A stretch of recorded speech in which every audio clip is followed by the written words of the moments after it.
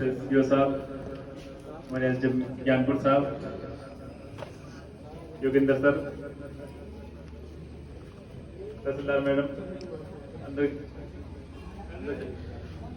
तहसीलदार साहब, दोनों तहसीलदार साहब, सभी नायब साहब और तीनों तहसील के राजस्व विभाग के हमारे अधिकारी कर्मचारीगण।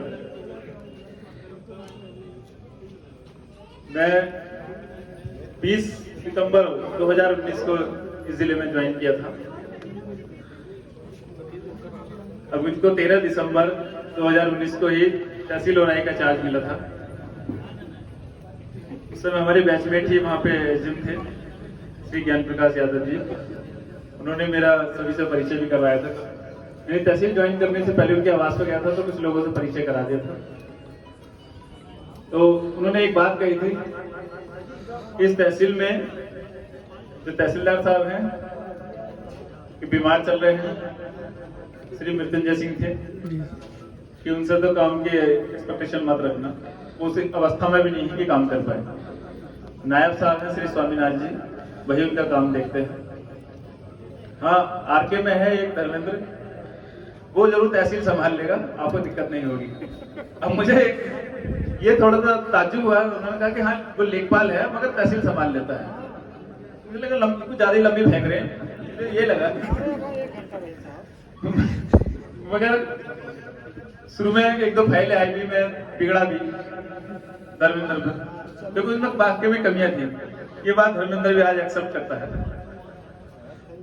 उसके बाद मेरे शादी हुई तो मैं चला गया छुट्टी पर, ज्यादा दिन नहीं रुका। उसके बाद वापिस आया तो कोरोना का लॉकडाउन लग गया था।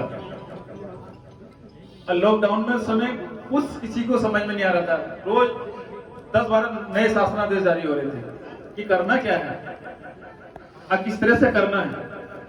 ये दोनों ही समस्या बैठी हुई थी। कभी हर गांव में कम्युनिटी किचन खोलो, कभी नहीं ब्लॉक पे खोलो, तो समझ में ही नहीं आ रहा था।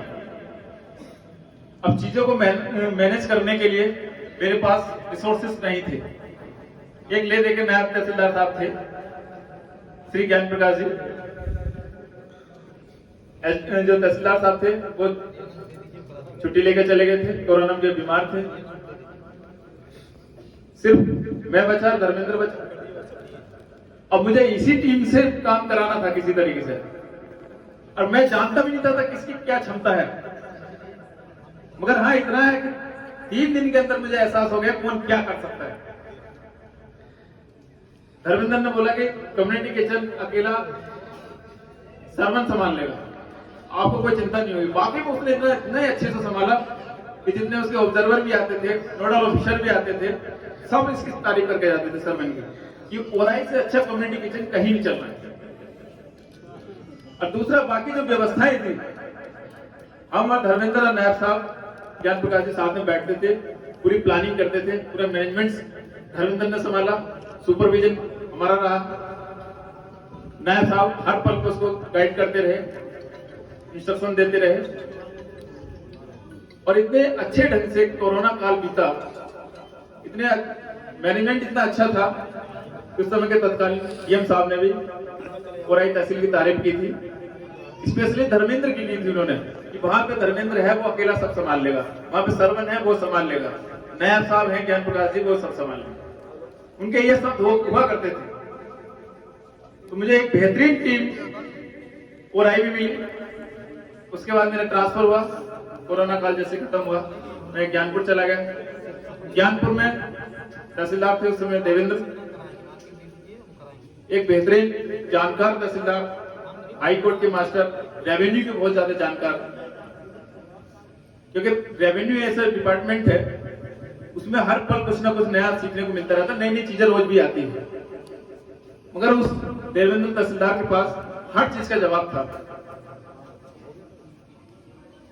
और उसकी एक खूबसूरती थी कि तहसील को रोज 2-3 पेड़ लगाना। मैं उसका बहुत कायल था।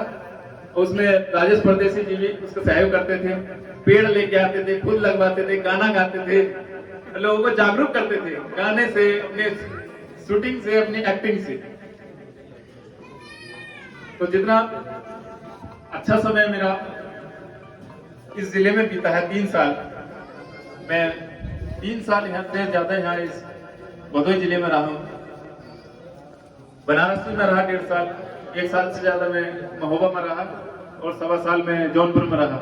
मगर सबसे अच्छा समय मेरा यहाँ भदोही में बीता। सबसे ज्यादा सीखने को भी यही मिला, सबसे ज्यादा चैलेंजेस भी मेरे यहीं आए। और मैंने यहाँ 2 इलेक्शन करवाए आप लोगों के सहयोग से, पूरी टीम के सहयोग से, राजस्व विभाग के पूरे सहयोग से। मुझे चाहे ज्ञानपुर हो, यहाँ प्रधानी का इलेक्शन, ग्राम पंचायत के इलेक्शन कराए हैं। एक बेहतरीन टीम मिली मुझे, बहुत शानदार टीम। किसी भी पल पर मुझे कोई कठिनाई नहीं आई। ना तो लोग ये कहते हैं कि इलेक्शन का टाइम आता तो लोगों का बीपी बढ़ जाता है, किसी का शुगर बढ़ जाता है, घट जाता है। मेरे साथ में ऐसा कुछ नहीं हुआ। ना ही मुझे कहीं फील हुआ कि इसमें काम ज्यादा। इवन मुझे तो ये लगता रहा जब भी इलेक्शन का टाइम आता तो तहसील के काम घट जाते हैं, कि बाकी काम थोड़े साइड हो जाते हैं, इलेक्शन ही प्राथमिकता रहती है। इलेक्शन के काम जब थोड़े से बस नजर से करे जाए, थोड़ा ध्यान रख के करे जाए तो ज्यादा भी काम नहीं है।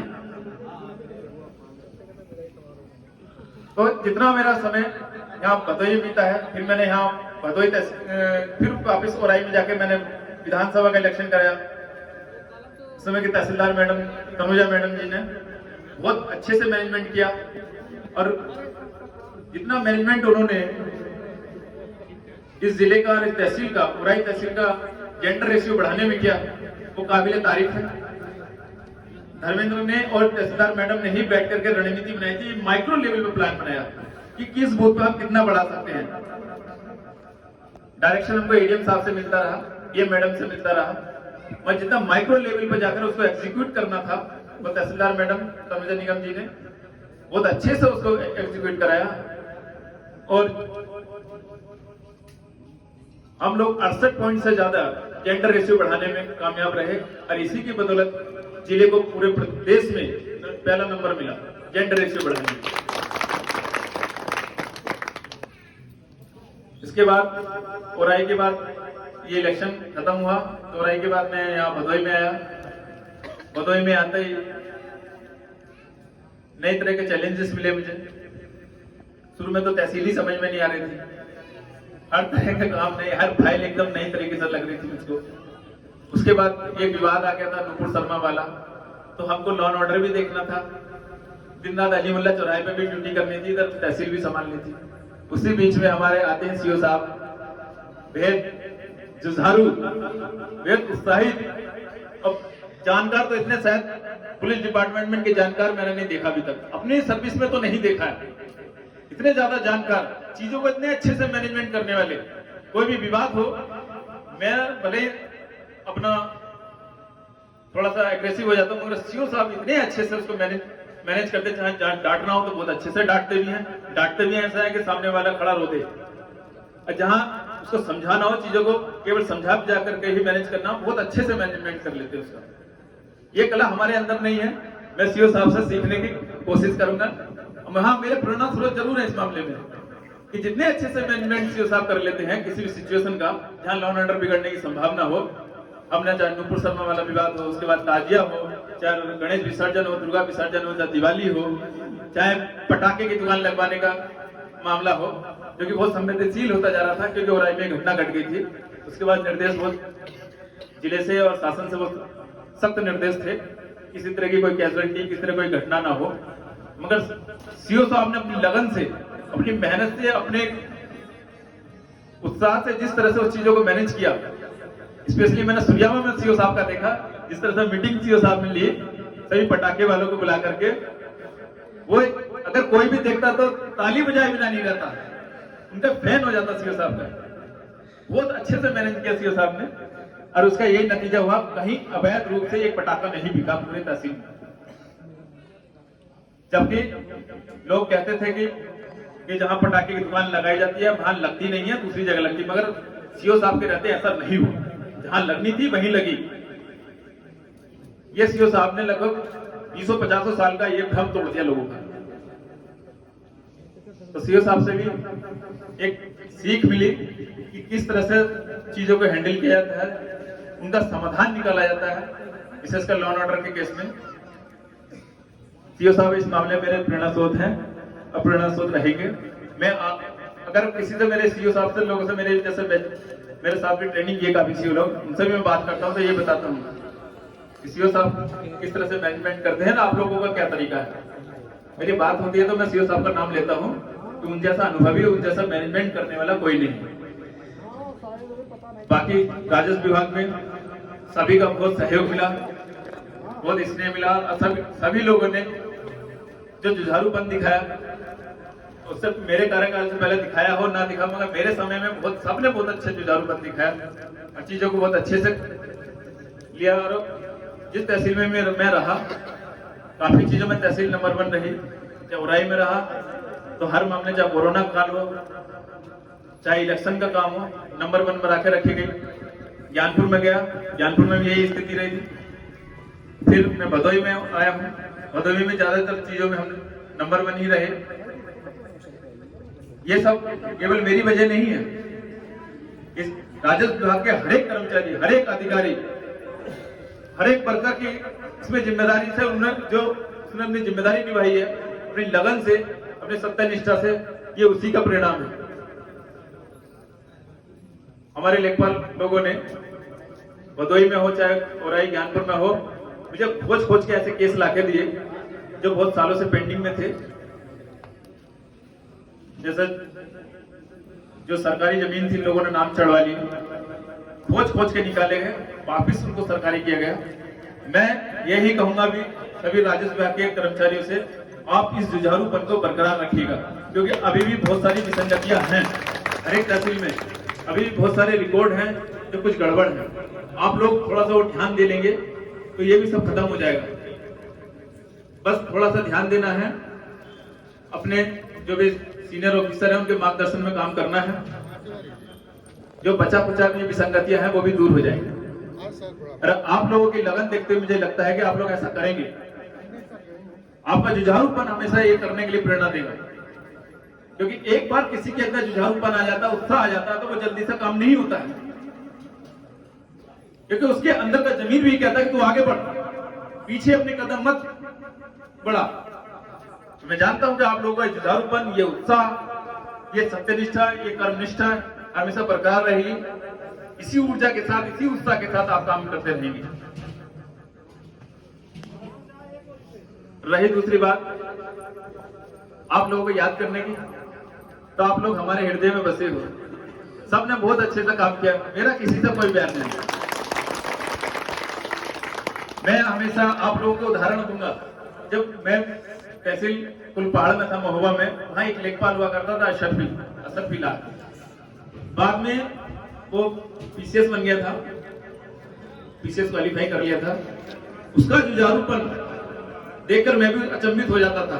वो एक तहसीलदार के बराबर का काम करता था अकेला। तो मैंने यहाँ जुझारूपन बहुत सारे लेखपालों में देखा है, एक में नहीं बहुत सारों में देखा है।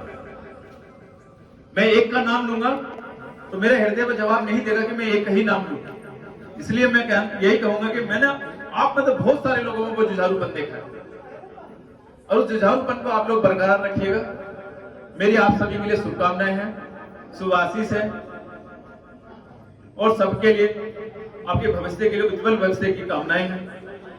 मैं हमेशा भगवान से प्रार्थना करूंगा कि आप सभी लोगों को ये जो जुझारूपन है, जो उत्साह है, जो कर्मनिष्ठा है, जो सत्यनिष्ठा है, उसको बरकरार रखें। और लास्ट में मेरे पास शब्द तो बहुत है, मगर शब्द भी बहुत है, कहना भी बहुत कुछ चाहता हूं, मैं कह नहीं पा रहा हूं। मेरा आप सभी के साथ मुझे बहुत अच्छा लगा। 3 साल में 3 साल काम करने के बाद मैंने कभी भी थकावट महसूस नहीं की। नहीं तो अगर अपने कलीग्स का, अपने कर्मचारियों का सहयोग ना मिले तो लोग थकावट महसूस करने लगते हैं।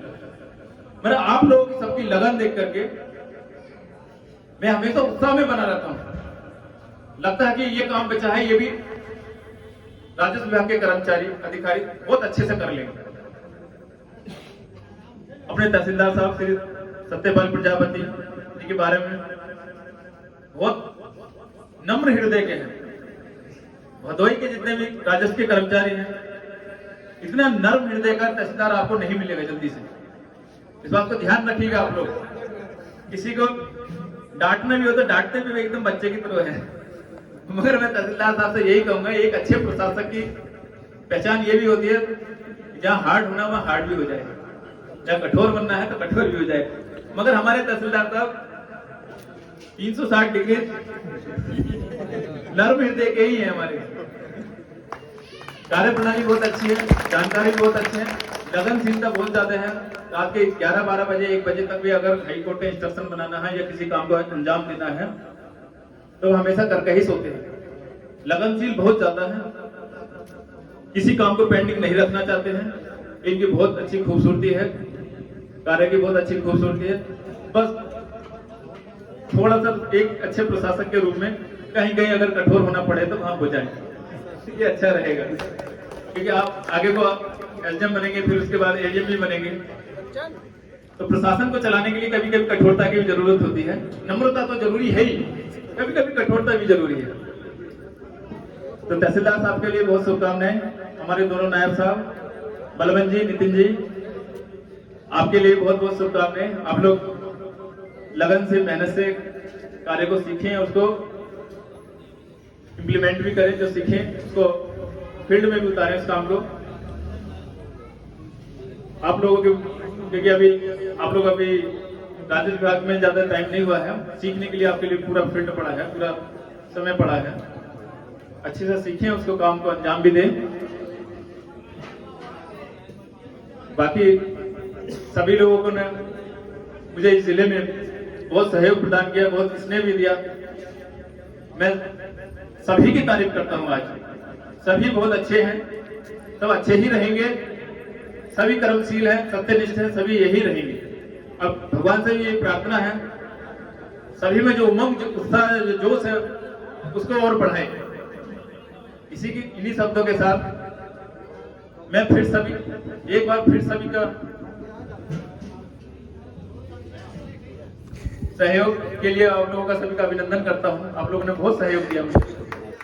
अरे हमारे बीच में हमारा मोटा भाई PRC भाई, यहाँ कई लोगों के नामकरण हुए मेरे समय में। मोटा भाई, गजनी, पोलार्ड, कुछ का मैंने रखा, कुछ का तहसील के अन्य लोगों ने रखा। मगर कोई किसी बात, इन बातों को बुरा नहीं मानता है, ये बहुत अच्छी बात है। तो मैं फिर से सभी को बहुत बहुत शुभकामनाएं देता हूं। भगवान सभी को उन्नति मार्ग पर अग्रसर करें। धन्यवाद।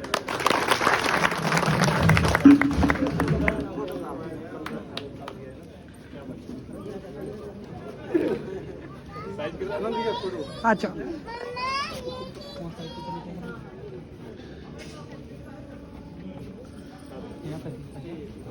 चलिए।